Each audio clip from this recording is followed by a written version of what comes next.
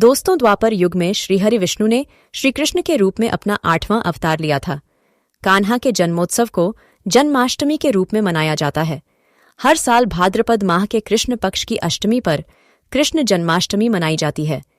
Video में आगे बढ़ने से पहले अगर आप मेरे चैनल पर नए हैं तो कृपया मेरे चैनल को सब्सक्राइब करें ताकि मेरे चैनल द्वारा आपको सनातन धर्म से जुड़ी हर जानकारी मिल सके। श्रीमद् भागवत पुराण के अनुसार श्री कृष्ण का जन्म अष्टमी तिथि रोहिणी नक्षत्र वृषभ राशि और बुधवार के दिन हुआ था। इस साल जन्माष्टमी बहुत खास है क्योंकि इस बार कान्हा का जन्मदिवस बुधवार को ही मनाया जाएगा। हालांकि जन्माष्टमी की तिथि को लेकर कंफ्यूजन बना हुआ है।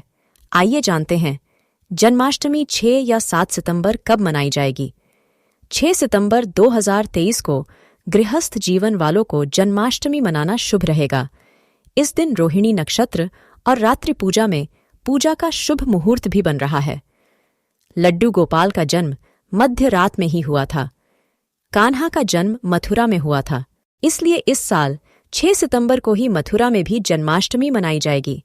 7 सितंबर 2023 को पंचांग को वैष्णव संप्रदाय के लोग जन्माष्टमी मनाएंगे। साधु संत और सन्यासियों में कृष्ण की पूजा का अलग विधान है। शास्त्रों में पंचदेवों के उपासक यानी गृहस्थ संप्रदाय के लोगों के लिए कृष्ण की उपासना अलग तरीके से बताई गई है। इस दिन दही हांडी का उत्सव भी मनेगा और पूजा की अवधि 46 मिनट की होगी। पूरे भारतवर्ष में जन्माष्टमी की धूम हर तरफ देखी जा सकती है। कान्हा जी के जन्मदिन के इस मौके पर देश भर में धूमधाम से सजावट की जाती है। भगवान श्री कृष्ण के इस पर्व को देश में ही नहीं अपितु विदेशों में भी बड़ी धूमधाम से मनाया जाता है। कृष्ण जन्माष्टमी कई देश के अलग अलग हिस्सों में रह रहे भारतीयों और विदेशियों के द्वारा मिलजुल कर मनाया जाता है। मथुरा के वृंदावन में देशवासियों और बहुत अधिक संख्या में विदेशियों द्वारा जन्माष्टमी मनाया जाता है। कृष्ण भगवान के भक्त हिंदू ही नहीं बल्कि अन्य धर्म के लोग भी होते हैं। बहुत बड़ी मात्रा में विदेशी क्रिश्चियन वृंदावन आकर भगवान कृष्ण के भक्ति में रंग जाते हैं और बड़े हर्ष उल्लास के साथ श्री कृष्ण जन्माष्टमी को मनाते हैं। देश के अलग अलग हिस्सों में विशेष अंदाज में भक्ति संगीत से कान्हा जी को उनके जन्मदिन के उपलक्ष्य में शुभकामनाएं दी जाती हैं। गोविंदा बाल गोपाल कान्हा गोपाल जैसे लगभग 108 नामों से पुकारे जाने वाले भगवान श्री कृष्ण युगों युगों से हर दिल में बसते हैं। उन्होंने पृथ्वी पर एक आम मानव की तरह जन्म लेकर पृथ्वी को दुष्टों के संहार से बचाया। इसलिए हजारों वर्षों से जन्माष्टमी के पर्व को पूरी श्रद्धा के साथ हिंदुओं द्वारा महोत्सव के रूप में मनाया जाता है। इसलिए हम सभी को कृष्ण जन्माष्टमी क्यों मनाया जाता है, जन्माष्टमी का क्या महत्व है, जन्माष्टमी की कहानी क्या है तथा भगवान श्री कृष्ण की जन्माष्टमी क्यों मनाई जाती है, इसकी वजह पता होनी चाहिए। श्री कृष्ण जन्माष्टमी का यह पर्व प्रत्येक हिंदू के लिए एक विशेष दिन होता है। मान्यता है कि इस दिन कृष्ण भगवान को भक्ति भाव से प्रसन्न करने पर संतान समृद्धि एवं अधिक उम्र की प्राप्ति होती है।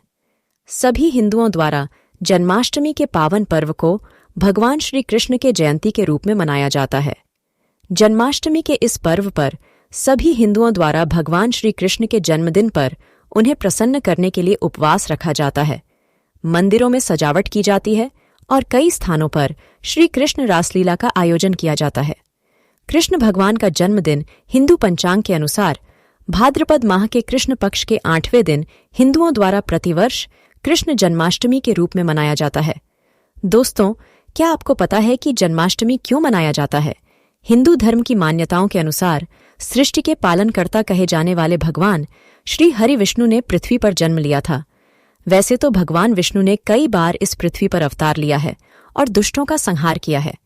श्री कृष्ण भगवान विष्णु के 8वें अवतार हैं जिन्होंने इस पृथ्वी पर जन्म लिया था और कृष्ण जी के जन्मदिन के इस शुभ अवसर पर इस दिन को जन्माष्टमी के रूप में मनाया जाता है।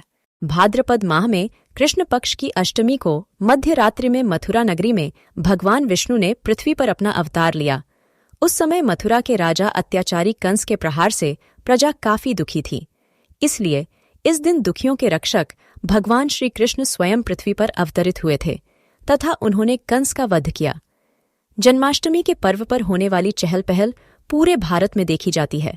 इसके साथ साथ विदेशों में रहने वाले भारतीय भी वहां जन्माष्टमी के पर्व को धूमधाम से मनाते हैं।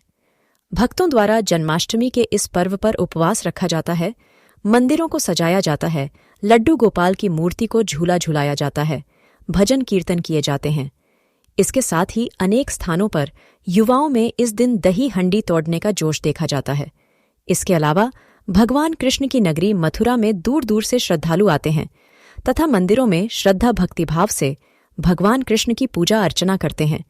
इस दिन पूरी मथुरा नगरी में भगवान कृष्ण के पर्व की चमचमाहट नजर आती है।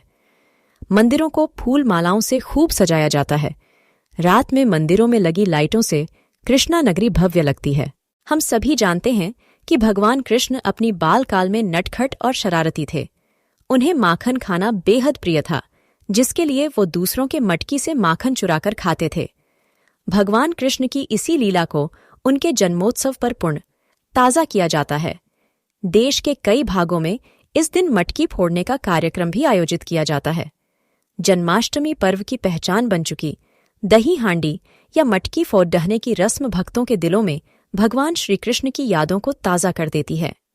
भगवान श्री कृष्ण ने पृथ्वी पर माता देवकी एवं वासुदेव के 8वें पुत्र के रूप में जन्म लिया और जन्म के समय एक आकाशवाणी हुई कि देवकी का यह पुत्र कंस का वध करेगा और आगे जाकर उन्होंने अत्याचारी कंस का वध करके प्रजा को कंस के अत्याचार से बचाया।